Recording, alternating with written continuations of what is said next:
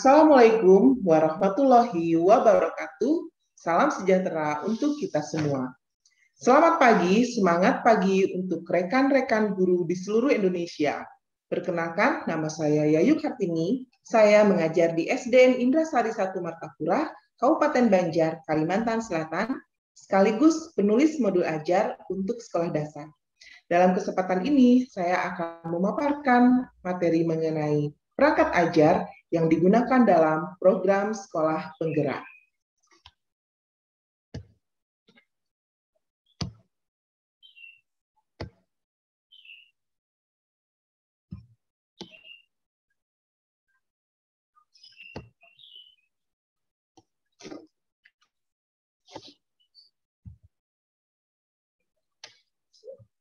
Rekan-rekan guru, tujuan pendidikan di Indonesia adalah untuk membentuk profil pelajar Pancasila, yaitu pembelajar sepanjang hayat yang berkompetensi global dan hidup berdasarkan 6 dimensi profil Pancasila. Melalui profil pelajar Pancasila, pelajar Indonesia diharapkan memiliki budi pekerti luhur sesuai dengan tujuan dan cita-cita Pancasila. Dalam mencapai profil pelajar Pancasila tersebut, kurikulum disesuaikan dan terdapat elemen-elemen baru di dalam kurikulum. Salah satunya adalah perangkat ajar. Untuk kegiatan pembelajaran yang baik dan menyenangkan, diperlukan perangkat ajar yang ideal sesuai dengan tahapan perkembangan siswa dan kondisi serta kebutuhan siswa di dalam kelas masing-masing. Rekan-rekan guru, secara umum, ada 2 langkah besar dalam penyusunan perangkat ajar suatu bahan ajar. Yang pertama adalah capaian pembelajaran sebagai rujukan, yang kemudian akan diturunkan menjadi penyusunan alur dan tujuan pembelajaran, kemudian pengembangan modul ajar. Apa itu capaian pembelajaran? Tentunya sebelumnya, Bapak dan Ibu guru sudah pernah mendengar ini kan? CP adalah kompetensi yang diharapkan yang dapat dicapai oleh siswa di akhir fase. CP terdiri dari 6 fase, yaitu A sampai F, atau tahapan yang meliputi seluruh jenjang pendidikan dasar dan menengah, SD, SMP, hingga SMA. Fase tersebut adalah fase A untuk kelas 1 dan 2, fase B untuk kelas 3 dan 4, fase C untuk kelas 5 dan 6, fase D untuk kelas 7 dan 9, fase E untuk kelas 10, dan fase F untuk kelas 11 dan 12. Bapak dan Ibu, berikutnya adalah alur pembelajaran. Alur pembelajaran disusun untuk mencapai rangkaian tujuan pembelajaran sejak awal hingga akhir fase. Setiap fase dari suatu CP, alur ini menjadi panduan guru dan siswa untuk mencapai CP di akhir fase tersebut. Tujuan pembelajaran disusun secara kronologis berdasarkan urutan pembelajaran dari waktu ke waktu. Catatan pentingnya adalah, yang pertama, guru berhak untuk menyusun alur pembelajaran masing-masing yang terdiri dari rangkaian tujuan pembelajaran. Dan yang kedua, pemerintah sudah menyediakan beberapa set alur untuk digunakan sebagai contoh pengembangan kurikulum yang siap digunakan di satuan pendidikan dan panduan untuk penyusunan perangkat ajar. Tapi tentu saja poin yang pertama akan menjadi lebih baik untuk kita gunakan karena bagaimanapun guru akan membuat sesuai dengan kondisi dan kepentingan serta kebutuhan di satuan pendidikan masing-masing. Yang kedua, yang berikutnya adalah tujuan pembelajaran. Tujuan pembelajaran merupakan deskripsi pencapaian 3 aspek kompetensi, yaitu pengetahuan, keterampilan, dan sikap yang diperoleh siswa dalam 1 atau lebih kegiatan pembelajaran. Disusun secara kronologis berdasarkan urutan pembelajaran dari waktu ke waktu yang menjadi prasyarat menuju capaian pembelajaran. Rumusan tujuan pembelajaran tidak hanya mencakup tahapan kognitif, yaitu mengingat, memahami, mengaplikasi, menganalisis, mengevaluasi, dan mencipta, dan dimensi pengetahuan, faktual, konseptual, prosedural, dan metakognitif, tetapi juga mengikut sertakan perilaku capaian seperti kecakapan hidup, berpikir kritis, kreatif, komunikatif, dan kolaboratif, serta profil pelajar Pancasila, yaitu beriman, berkebinekaan global, bergotong royong, kreatif, bernalar kritis, dan mandiri. Lalu apa modul ajar? Modul ajar seperti RPP, namun dilengkapi dengan berbagai materi pembelajaran, lembar aktivitas siswa, dan asesmen untuk mengecek apakah tujuan pembelajaran dicapai siswa. Perangkat ajar diharapkan membantu guru mengajar menggunakan metode terdiferensiasi. Sekarang, mari kita pelajari lebih lanjut poin per poin dari perangkat ajar. Yang pertama adalah capaian pembelajaran. Capaian pembelajaran secara sederhana dapat didefinisikan sebagai kompetensi pembelajaran yang harus dicapai peserta didik pada setiap tahap perkembangan peserta didik untuk setiap mata pelajaran pada satuan pendidikan dasar dan pendidikan menengah. Capaian pembelajaran memuat sekumpulan kompetensi dan lingkup materi yang disusun secara komprehensif dalam bentuk narasi. Berikutnya, capaian pembelajaran berbentuk paragraf yang berisi kompetensi minimum yang diharapkan dapat dicapai oleh siswa di akhir suatu fase. Disusun mengikuti 6 fase pembelajaran yang masing-masing lamanya adalah 1-3 tahun. CP bersifat global dan memberi ruang keleluasaan bagi satuan pendidikan untuk mengembangkan sesuai kemampuan, potensi, dan konteksnya di masing-masing sekolah.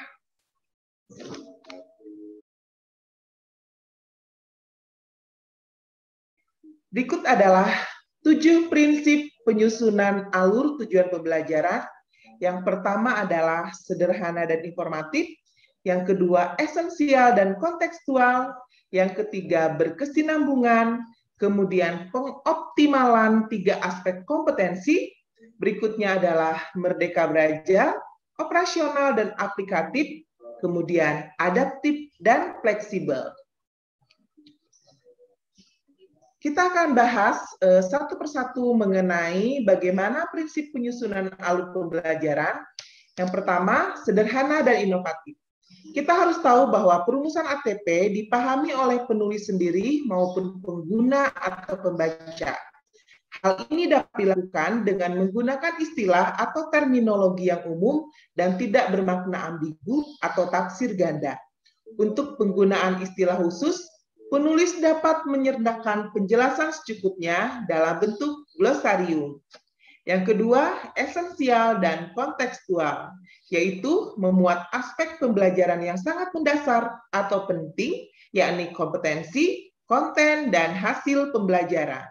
Selain itu, juga mempertimbangkan penyediaan pengalaman belajar yang relevan dengan kehidupan atau dunia nyata berupa aktivitas yang menantang, menyenangkan, dan bermakna. Tentunya para rekan-rekan guru sudah paham sekali tentang hal ini ya. Berikutnya adalah prinsip berkesinambungan, yaitu antar fase dan antar tujuan pembelajaran saling terkait dan merupakan capaian secara runtut, sistematis, dan berjenjang untuk memperoleh CP yang telah ditetapkan dalam setiap mata pelajaran. Penyusunan dilakukan secara kronologis berdasarkan urutan pembelajaran dari waktu ke waktu. Selanjutnya adalah pengoptimalan 3 aspek kompetensi, yaitu pengetahuan, keterampilan, dan sikap yang berjenjang selaras dengan tahapan kognitif, serta dimensi pengetahuan, juga pengoptimalan yang dilakukan pada penumbuhan kecakapan hidup, serta beriman, berkebinekaan, global, gotong royong, kreatif, bernalar kritis, dan mandiri yang terdapat dalam profil pelajar Pancasila. Berikutnya adalah merdeka belajar. Prinsip utama penyusunan ATP adalah pemahaman istilah merdeka belajar antara lain, 1. Memerdekakan siswa dalam berpikir dan bertindak pada ranah akademis dan bertanggung jawab secara moral. Yang kedua, memfasilitasi dan menginspirasi kreativitas siswa dengan mempertimbangkan keunikan individualnya, misalnya kecepatan belajar, gaya dan minat.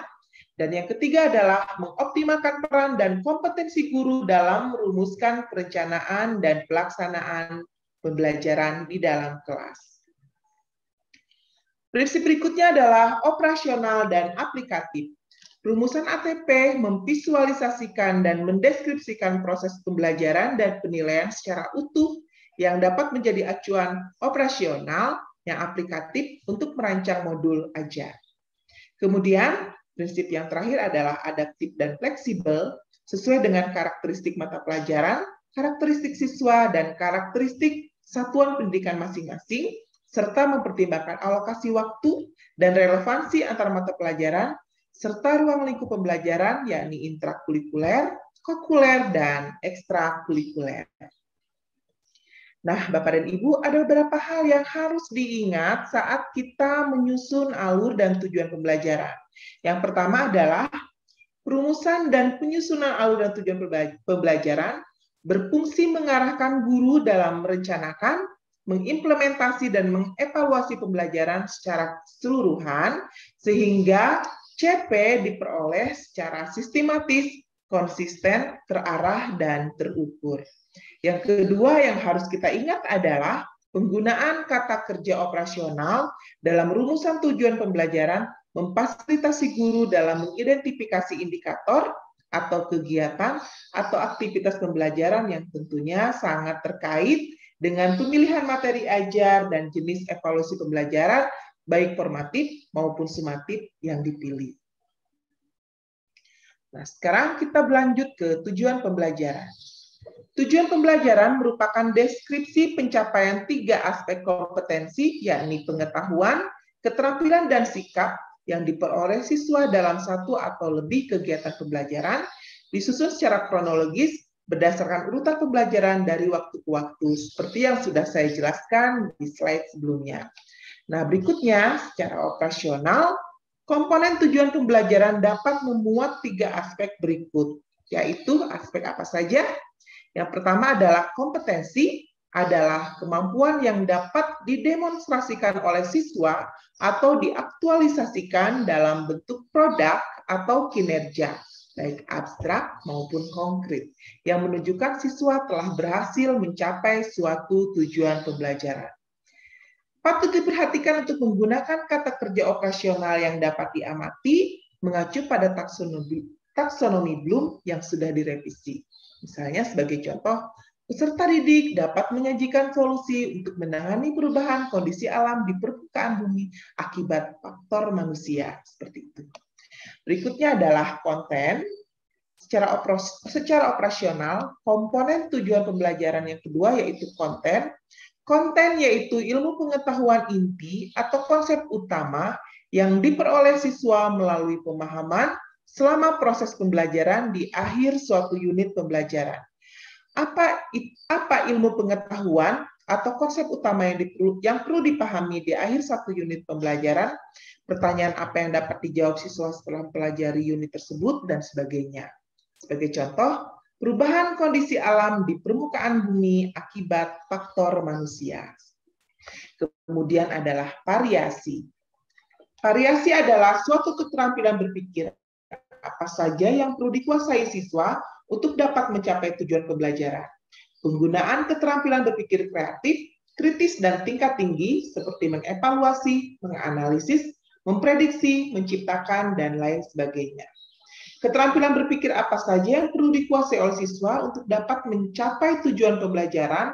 Gunakanlah keterampilan berpikir yang bervariasi, terutama menggunakan pola higher order thinking skill.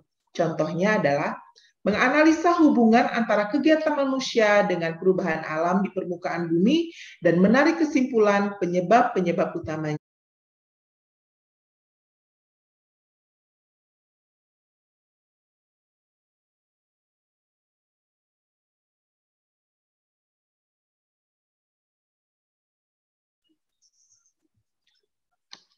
Pertama, bahasannya mengenai konsep modul ajar. Modul ajar adalah sejumlah alat atau sarana media, metode, petunjuk, dan pedoman yang dirancang secara sistematis dan menarik. Modul ajar merupakan implementasi dari alur tujuan pembelajaran yang dikembangkan dari capaian pembelajaran dengan profil pelajar Pancasila sebagai sasaran tentu saja. Modul ajar disusun sesuai dengan fase atau tahap perkembangan peserta didik, mempertimbangkan apa yang akan dipelajari dengan tujuan pembelajaran, dan berbasis perkembangan jangka panjang. Guru perlu memahami konsep mengenai modul ajar agar proses pembelajaran lebih menarik dan bermakna. Berikutnya adalah komponen modul ajar. Guru dalam satuan pendidikan diberi kebebasan untuk mengembangkan modul ajar sesuai dengan konteks lingkungan dan kebutuhan belajar peserta didik. Modul ajar dilengkapi dengan komponen-komponen yang menjadi dasar dalam proses penyusunan. Komponen modul ajar dalam panduan dibutuhkan untuk kelengkapan persiapan pembelajaran di dalam kelas yang akan dilakukan oleh Bapak dan Ibu guru. Komponen modul ajar bisa ditambahkan sesuai dengan mata pelajaran dan kebutuhan di satuan pendidikan masing-masing. Jadi sifatnya tidak harus mengikuti persis, tapi boleh disesuaikan dengan kondisi satuan pendidikan masing-masing. Komponen-komponen modul ajar diantaranya adalah yang pertama, identitas modul dalam informasi umum. Ini berisi nama penyusun, institusi dan tahun disusunnya modul ajar, kemudian jenjang sekolah, baik SD, SMP maupun SMA, kelas, dan alokasi waktu, di mana penentuan alokasi waktu yang digunakan adalah alokasi waktu sesuai dengan jam pelajaran yang berlaku di unit kerja Bapak dan Ibu masing-masing. Berikutnya adalah kompetensi awal. Apa itu kompetensi awal? Kompetensi awal adalah pengetahuan atau keterampilan yang perlu dimiliki siswa sebelum mempelajari topik tertentu. Kompetensi awal merupakan ukuran seberapa dalam modul ajar tersebut dirancang. Jadi ketika ingin mengajarkan satu modul ajar, kita harus mengetahui anak-anak sudah mampu apa sebelumnya. Seperti itu. Berikutnya adalah profil pelajar Pancasila. Ada 6 dimensi profil pelajar Pancasila yang saling berkaitan dan terintegrasi dalam seluruh mata pelajaran melalui materi isi pelajaran, pedagogi, kegiatan proyek, atau asesmen. Tapi perlu diingat, setiap modul ajar tidak perlu memuat keseluruhan profil pelajar Pancasila. Cukup pilih beberapa poin yang sesuai dengan materi dan konteks kegiatan yang ada di dalam modul ajar. Berikutnya adalah sarana dan prasarana. Sarana prasarana adalah fasilitas dan bahan yang dibutuhkan untuk menunjang kegiatan pembelajaran. Sarana merujuk pada alat dan bahan yang digunakan, sementara prasarana di dalamnya termasuk materi dan sumber bahan ajar lain yang relevan yang digunakan dalam kegiatan pembelajaran yang akan berlangsung. Ketersediaan materi disarankan mempertimbangkan kebutuhan peserta didik, baik keterbatasan maupun kelebihan, termasuk juga teknologi, sarpras, dan juga dimanfaatkan agar pembelajaran dapat berlangsung lebih dalam dan lebih bermakna. Informasi umum berikutnya itu target peserta didik. Jadi dalam modul ajar tersebut, kita bisa menetapkan target diantaranya adalah peserta didik reguler atau tipikal atau umum, yang dimana mungkin dalam kegiatan belajar tidak menemukan kesulitan dalam mencerna dan memahami materi. Kemudian target berikutnya adalah peserta didik dengan kesulitan belajar, di mana mereka memiliki gaya belajar yang terbatas, misalnya hanya satu gaya, misalnya dengan audio saja, gitu. Memiliki kesulitan dengan bahasa dan pemahaman materi ajar, kurang percaya diri, kesulitan berkonsentrasi jangka panjang, dan sebagainya. Jadi targetnya dibedakan antara yang reguler dan anak yang memiliki kesulitan belajar. Juga bisa ditargetkan peserta didik dengan pencapaian yang tinggi, di mana anak tersebut biasanya sudah mampu mencerna dan memahami materi dengan cepat, mampu mencapai keterampilan berpikir tingkat tinggi, dan memiliki keterampilan memimpin. Nah, dari 3 target ini boleh ditentukan modul ajar yang Bapak Ibu buat untuk siapa, seperti itu. Kemudian berikutnya adalah informasi yang berikutnya, model pembelajaran merupakan model atau kerangka pembelajaran yang memberikan gambaran sistematis pelaksanaan pembelajaran. Model pembelajaran dapat berupa model pembelajaran tatap muka, pembelajaran jarak jauh dalam jaringan, pembelajaran jarak jauh luar jaringan, atau menggunakan pola blended learning. Berikutnya adalah komponen modul ajar yang termasuk ke dalam komponen inti. Di antaranya yang pertama adalah tujuan pembelajaran. Tujuan pembelajaran harus mencerminkan hal-hal penting dari pembelajaran dan harus bisa diuji dengan berbagai bentuk asesmen sebagai bentuk dari unjuk pemahaman. Tujuan pembelajaran menentukan kegiatan belajar, sumber daya yang digunakan, kesesuaian dengan keberagaman murid, serta metode asesmen yang digunakan. Tujuan pembelajaran bisa dari berbagai bentuk, misalnya pengetahuan yang berupa fakta dan informasi, dan juga prosedural, pemahaman konseptual, pemikiran dan penalaran keterampilan, dan kolaboratif juga strategi komunikasi. Komponen inti yang kedua adalah pemahaman bermakna, adalah informasi tentang manfaat yang akan peserta didik peroleh setelah mengikuti proses pembelajaran. Manfaat tersebut nantinya dapat peserta didik terapkan dalam kehidupan sehari-hari. Contoh kalimat pemahaman bermakna misalnya, manusia berorganisasi untuk memecahkan masalah dalam mencapai suatu tujuan. Makhluk hidup beradaptasi dengan perubahan habitat, dan sebagainya.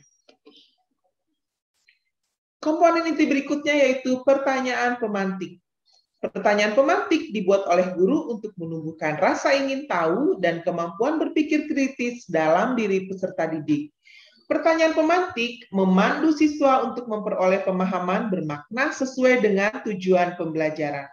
Contohnya, pada pembelajaran menulis cerpen, guru dapat mendorong pertanyaan pemantik sebagai berikut. Apa yang membuat sebuah cerpen menarik untuk dibaca? Jika kamu diminta untuk membuat akhir cerita yang berbeda, apa yang kamu usulkan? Dua pertanyaan tersebut merupakan pertanyaan pemantik yang bisa membuat peserta didik menjadi berpikir kritis dan kreatif. Berikutnya yaitu komponen inti kegiatan pembelajaran. Urutan kegiatan pembelajaran inti dalam bentuk langkah-langkah kegiatan pembelajaran yang dituangkan secara konkret, disertakan opsi pembelajaran alternatif dan langkah untuk menyesuaikan dengan kebutuhan belajar siswa di dalam kelas. Langkah kegiatan pembelajaran ditulis secara berurutan sesuai dengan durasi waktu yang direncanakan, meliputi 3 tahap, yaitu pendahuluan, inti, dan penutup berbasis metode pembelajaran aktif. Dan komponen inti yang berikutnya yaitu asesmen. Asesmen digunakan untuk mengukur capaian pembelajaran di akhir kegiatan. Kriteria pencapaian harus ditentukan dengan jelas sesuai dengan tujuan pembelajaran yang ditetapkan. Ada beberapa jenis asesmen yang akan digunakan, diantaranya adalah asesmen sebelum pembelajaran atau asesmen diagnostik, asesmen selama proses pembelajaran atau asesmen formatif, dan asesmen yang dilakukan pada akhir proses pembelajaran yang kita kenal dengan sebutan asesmen sumatif.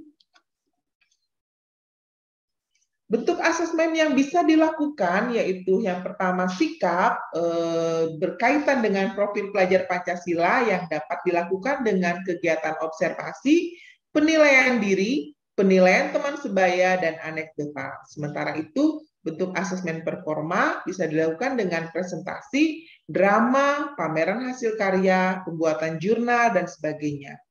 Untuk kegiatan tertulis bisa dilakukan lewat tes objektif, esai, pilihan ganda, isian, jawaban singkat, atau jawaban benar dan salah. Berikutnya adalah pengayaan dan remedial. Pengayaan adalah kegiatan pembelajaran yang diberikan kepada peserta didik dengan capaian tinggi agar mereka dapat mengembangkan potensinya secara optimal. Sementara remedial diberikan kepada peserta didik yang membutuhkan bimbingan untuk memahami materi atau pembelajaran mengulang. Saat merancang kegiatan pengayaan dan remedial, kita perlu memperhatikan mengenai diferensiasi, contohnya lembar belajar atau kegiatan yang berbeda dengan kelas-kelas yang lainnya. Lalu berikutnya adalah lampiran. Lampiran berisi lembar kerja peserta didik, di mana lembar kerja ini ditujukan untuk peserta didik, bukan untuk guru, dan dapat diperbanyak sesuai dengan kebutuhan untuk diberikan kepada peserta didik termasuk peserta didik non-reguler. Lampiran berikutnya adalah bahan bacaan guru dan peserta didik. Bahan bacaan guru dan peserta didik digunakan sebagai pemantik sebelum kegiatan dimulai atau untuk memperdalam pemahaman materi pada saat atau akhir kegiatan pembelajaran. Lampiran berikutnya adalah glosarium, yaitu merupakan kumpulan istilah-istilah dalam suatu bidang secara alfabetikal yang dilengkapi dengan definisi dan artinya. Glosarium diperlukan untuk kata atau istilah yang memerlukan penjelasan lebih mendalam. Dan lampiran yang terakhir adalah daftar pustaka. Daftar pustaka adalah sumber referensi yang digunakan dalam pengembangan modul ajar. Referensi yang dimaksud adalah sumber belajar seperti buku siswa, buku referensi, majalah, koran, situs internet, lingkungan sekitar, dan narasumber langsung, serta sumber-sumber lainnya yang berhubungan.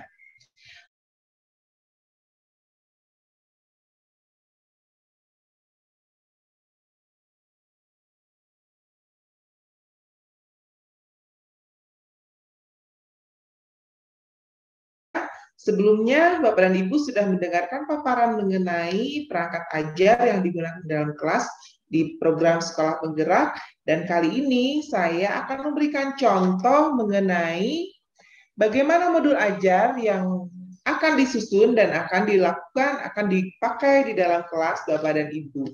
Modul ajar ini saya buat sendiri untuk sekolah dasar kelas 4 mata pelajaran Bahasa Indonesia.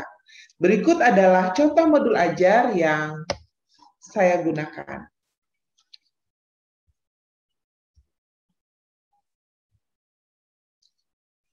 Modul ajar ini berjudul unsur intrinsik dalam teks fiksi, di mana modul ajar ini adalah modul ajar dalam mata pelajaran Bahasa Indonesia untuk fase B.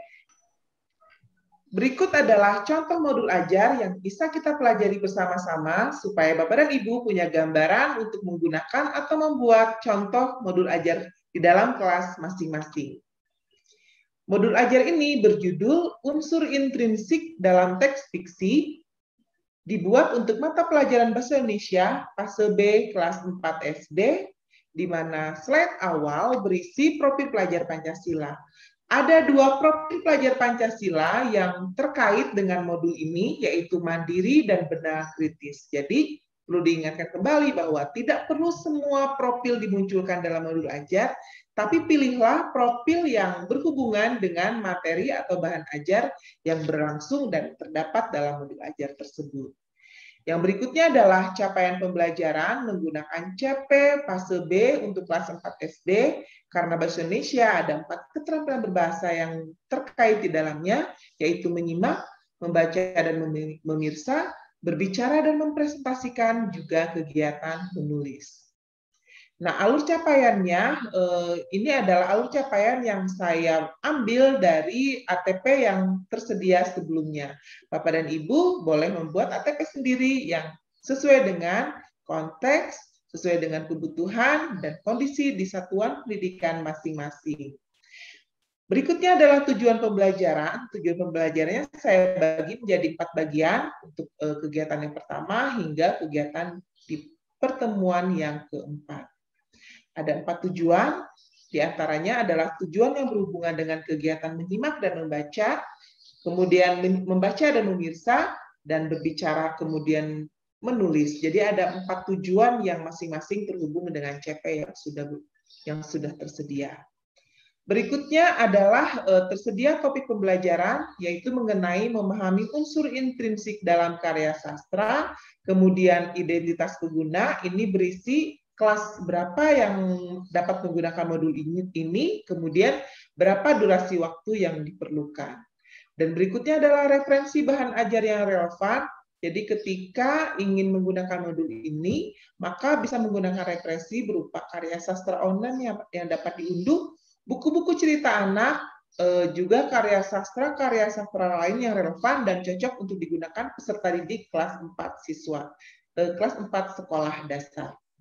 Berikutnya adalah alat dan bahan yang digunakan, diantaranya ini sudah tercantum di sini memerlukan apa saja untuk menggunakan modul ajar ini. Jadi ketika melihat modul ajar, kita bisa langsung menyiapkan alat dan bahan yang diperlukan. Berikutnya adalah metode pembelajaran. Di sini saya memilih cooperative learning, scientific learning, dan diskusi juga tanya jawab.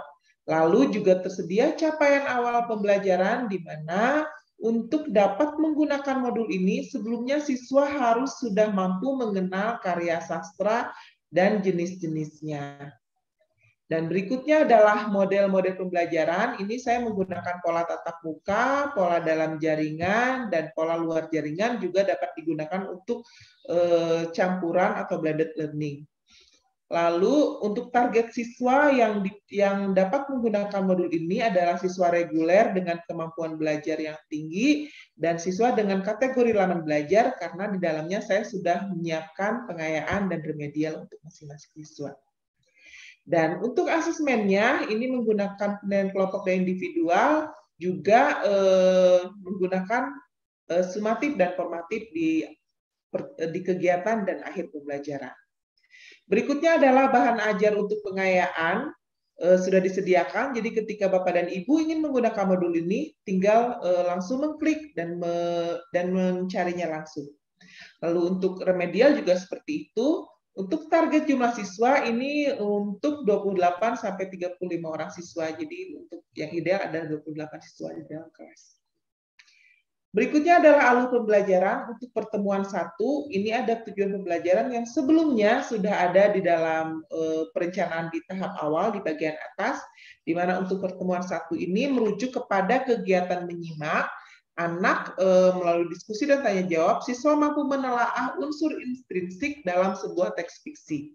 Dalam kegiatan ini, sebelumnya guru harus menjelaskan terlebih dahulu apa sih unsur intrinsik dalam karya sastra, bagaimana juga definisi-definisinya, sehingga anak sudah paham untuk memulai materi. Nah, untuk pertemuan 1 diawali dengan kegiatan pembuka. Seperti biasa, ada berdoa, ada persepsi, dan sebagainya. Dilanjutkan dengan kegiatan inti dengan jumlah menit yang sudah ditentukan, sehingga kita bisa mengaturnya supaya tidak kekurangan atau kelebihan waktu. Nah, dalam paparan ini, dalam kegiatan inti ini, intinya adalah anak diminta untuk menyimak karya sastra yang dibacakan oleh guru, dan mereka kemudian diminta untuk mencari unsur intrinsik dari karya sastra yang dibacakan tersebut. Fokusnya adalah pada kegiatan menyimak.